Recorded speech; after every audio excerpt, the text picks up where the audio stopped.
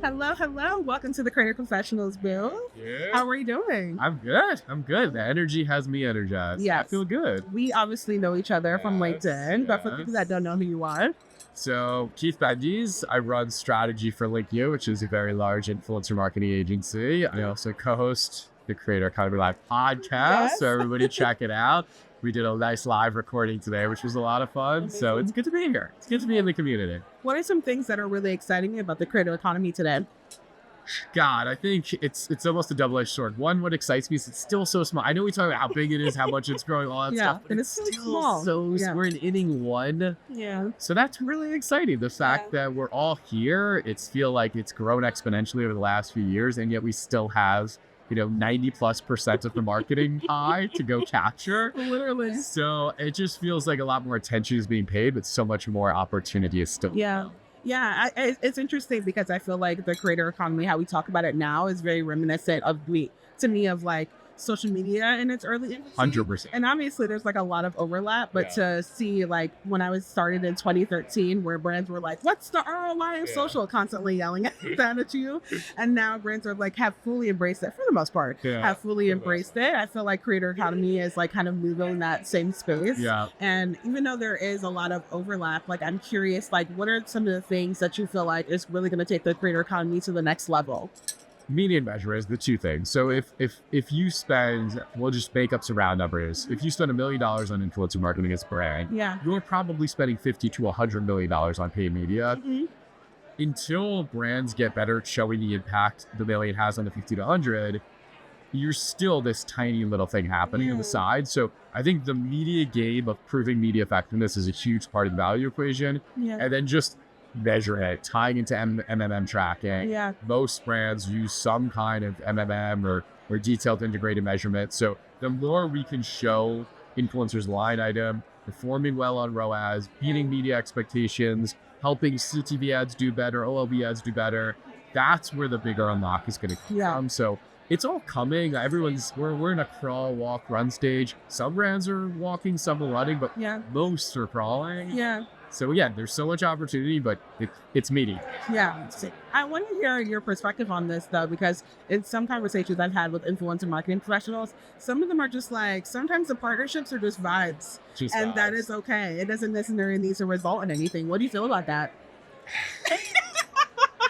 So that sounds nice.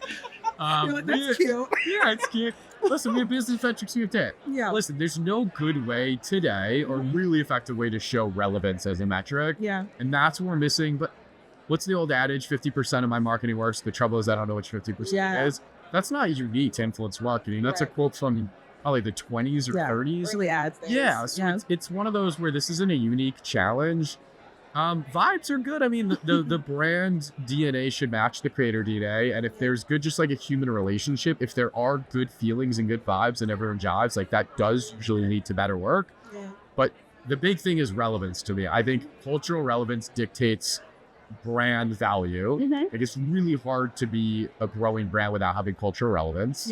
And creators are the tastemakers of cultural relevance. And so they are one and the same. So I think vibes are good to have. They just don't show numbers to CMOs who have to make business decisions. 100%. Completely understandable and very reasonable. I'm not downplaying vibes. I enjoy good vibes. We love the I support vibes, good vibes. Only so much.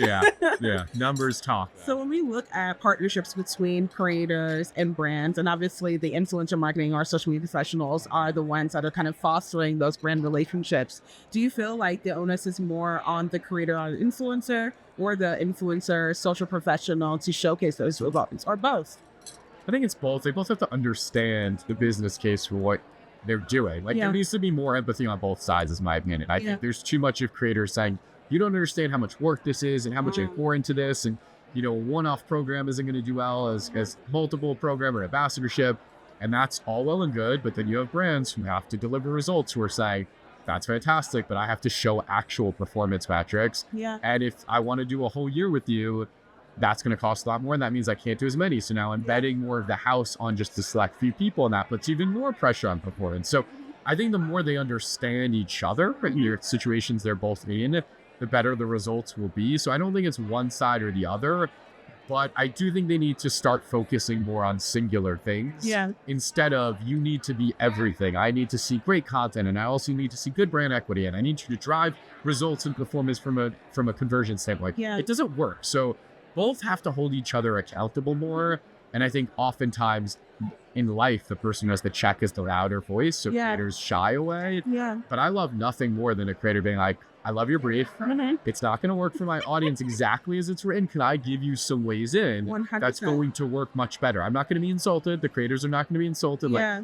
And that goes to measure. It goes to everything. Everyone has to speak up a little more. Agreed. And find the commonality, not just accept things as they are, then complain. Agreed. And 100% agree. And I think that's something that creators and influencers should really double tap on, because I do feel like when they get the brief, they're just like, okay, I've received my orders. Yeah. Now I'm going to go execute. But as someone who knows your audience very closely, knows the type of content that you create or what will stand, because you're the one that are in the, like, you are the one that's on the ins and outs of your content on a day-to-day basis, you should be able to say, like, actually, I don't think this is going to do as well. Yeah. And I want creators and influencers to take more liberty and show more initiative in doing that. It's the opposite of what they think it is. They think it's like, oh my God, will I lose this campaign if I quote unquote talk back? Yeah. And the reality is, the more you advise and give recommendations, the more I actually want you in this campaign and potentially to help us structure the next campaign. Yeah. So it's a weird dichotomy of what a creator thinks is going to happen versus what actually happens. And it's funny too, because that was something I was talking about earlier, where I feel like even when creators and influencers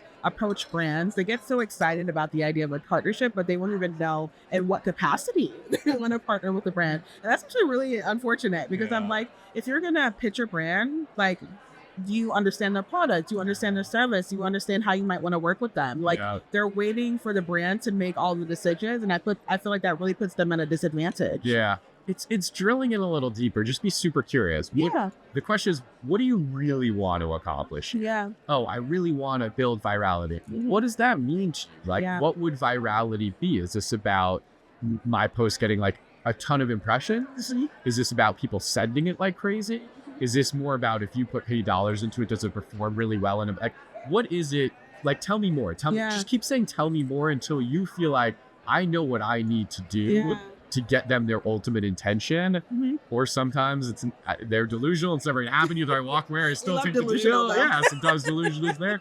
So I think it's just, to your point, it's not just take things as is. I got a brief, I'm accepting the brief. Yeah. It's like, go deeper, go deeper, go deeper. Yeah. I want to go back to what you were mentioning about virality. Do you feel like virality is something that can be measured?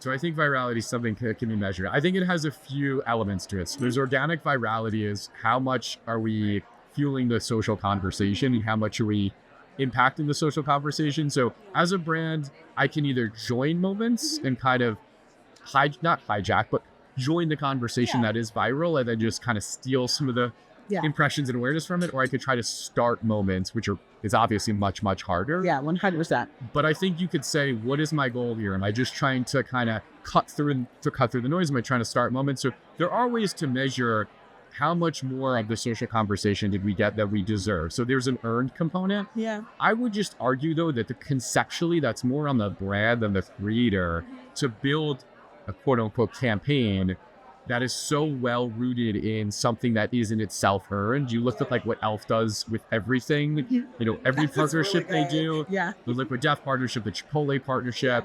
There's ways to manufacture virality, but I don't think that's the creator of, did they just do a good post? That's did the concept and the campaign and the strategy warrant it? The creator could just draw a lot of attention to it. 100%. So I do think virality is achievable, but it's not virality in the way I think most people think of it, which is just, can I hire you and then you get me a post that just fits? Free the social media managers, please. Exactly. So a brand's job in most regards is designed for earned. Yeah. And then let the people who have the audience unleash that onto the communities. Yeah. Don't just expect them to be everything and everything to achieve virality. Yeah, I love that. So I want to switch gears a little bit. Okay. Play a little game, which you might be familiar with, but this is brand safe version. Okay. Date, marry, divorce. Okay. We're keeping it cute. I'm familiar. I like it. Creators, community, content. Jesus. I know. Kind of divorce one of Stress. these things.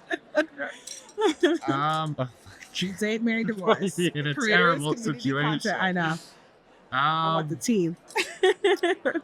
date, marry, divorce. Um, I mean, I'm weirdly gonna go date the community because I think we should always be spending time in the community and kind of. It's just like in humans and smaller communities, like have coffee here, have coffee here. Like Yeah. you're part of the community without marrying any of the people. Yeah. I think you do need to marry creators. I really think that reminds me of ambassadors and faces of the brand and people who continuously like repetitively work with you. Yeah. What was your other one? Community content creators. So Content. Just the only reason I say I'm divorcing it, I think it's an output of those two things Yeah, yeah, more yeah. than a. I don't want to just build too many brands. I was having this conversation where like, what are the things we wouldn't say on stage but are true? One of it is like, why are most brands even doing significant organic content creation on social media? Like, Yeah. really, why? Yeah. Really question if that needs to be done. Done. So if anything, I think there's too much out there to be like content for the sake of content Yeah. versus really good partnerships focused very closely on the community that actually matters. Yeah. It's funny too, because I was having a conversation earlier where I was basically saying that when you're building community, you don't necessarily need creators or influencers. Now, do I love working with creators and influencers? Do I like being one? Yes, but I don't think they're necessary. Yeah. Because I do feel like community can be built with like your loudest brand advocates, which could Yeah. be employees or your Yeah, customers, 100%. but they literally do not have to be creative Yeah. or even touch social. What do you think Yeah. about that? I agree with it. I think if you talk to creators and you say, how are you building your following? A lot of them do say creator partnerships. Yeah. They have audiences that I don't have and sort of introduces me to new people. So there's an element that I do think creators are needed in the sense that they could be employees, it could be anyone, but Yeah. I do believe most brands, no one wants to hear from you. I'm sorry to say, but nobody wants to hear from you. Yes. So who are the voices that can give you credibility? Those voices could be anyone. They could be Yeah. employees, they could be nano creators, like they could be anyone. But if you want to build a community, you could join a million communities and just talk into them. Yeah. I want to build a community. I don't know how you do that. I don't know how creator even builds a following Yeah. without doing some other creator collabs. Yeah, literally. I don't know how you, I mean, it would just take long. Yeah. And everything is the other thing a lot of brands or creators don't understand. Everything is a factor of goal combined with time, combined with money. How long do I have to achieve what goal and how much money do I have to achieve it? If I have forever and I have very little money, I can do things really raw and organic. Yeah. If I have to scale, which a lot of big brands needs quickly, Yeah. and I have medium or a lot of money, spend the money to get your quick results. Yeah. Like you're not getting praised for saving money when you work at a massive company. Literally. You're getting praised to achieve the outcome. Yes. So they're just, it's like, let's do affiliate, let's do community building. That's Yeah. a slower roll thing. If you have that time, amazing. Yeah. A lot of people don't have forever to deliver a result. You want to go quick, find people with communities who can get you there fast. Yeah, absolutely. So what is one of your icks as a creator economy professional? What are my icks? Yeah. Oh my God, what are my icks? My favorite meme, and I've been sharing it lately, is, did you watch the Beckham documentary? No, I didn't. Oh, it's amazing. So Oh, there's wait, a is it scene- the one where Victoria Yes. is just lying her ass off? Yes, and she's like, there's something on the cars, like, what car did you drive? She said, just be honest. There's a meme that they did that says, what's your goal? And they say, awareness. And he goes, be honest. And she goes, awareness. And be honest, Yeah. sales. And it's like, okay, thank you. Exactly. So the ick is just, you can't pick every damn metric Yeah. that you want to be good at in a campaign. I think the ick is being too full funnel all of the time. Just pick a lane. Like, we're trying to build equity over the long term on this campaign, or we're really just trying to drive sales. Or full funnel could be a goal, but no, that will work worse on equity than an equity campaign, and it will work worse on sales than a sales campaign. But you've consciously made that decision that I want it to be more full funnel, so softer on all of them, Yeah. but total. So my ick is just be honest about the main goal. Yeah. Sure, you can have secondary goals, but you got to pick a main goal. Be honest about the main goal. Creators be honest, brands be honest, and can you actually achieve it together? Yeah. So like pick one, see if you're good at it, test and learn. Exactly. If not, do another. Exactly. Yeah. Or do different creators for different goals. Yeah. I'm going to have some more lower funnel sales mentality content from these creators. Yeah. And I'm going to have this fun equity entertainment from these creators. And let's see how this stuff performs. But I will tell you, you're going to sell more in the former and do more equity building on the latter. Right. So let's be more honest about our main thing. Yeah. So for creators and influencers, this will be my last question, that want to work with brands like yours, what's the biggest advice that you have for them? I'll give you a few, even though I hate hacks, I'll give you a few hacks. One, talk about the brands. If you truly love the brands, talk about the brands. We're in the category, you know, if you love coffee, talk about drinking coffee, and a coffee brand will find you. Like, incorporate the categories that you love into your content is one. Two, have a good deck for yourself. You know, be prepared with something that looks nice, has your rates, like is professional.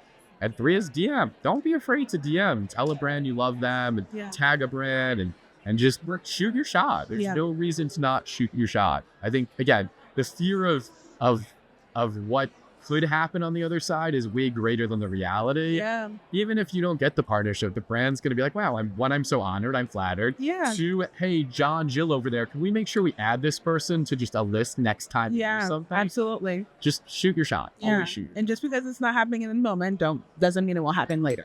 Listen, great things take time. Absolutely. Great things take time. I think if anything, build for the... Someone told me the other day, which I never really thought of. They were like, I've just started building enough of a following to monetize. And their mentor said to them, don't even bother at the small budgets until you get, like, wait until you really know what you're doing to turn up. Yeah. Because the small will distract you, and you know, you won't get to where you need to be. Like, really get there, and then turn the switch on. Yeah, absolutely. Well, thank you for coming into Thank the you for having me. I love it. I'm so glad. Thank you, guys.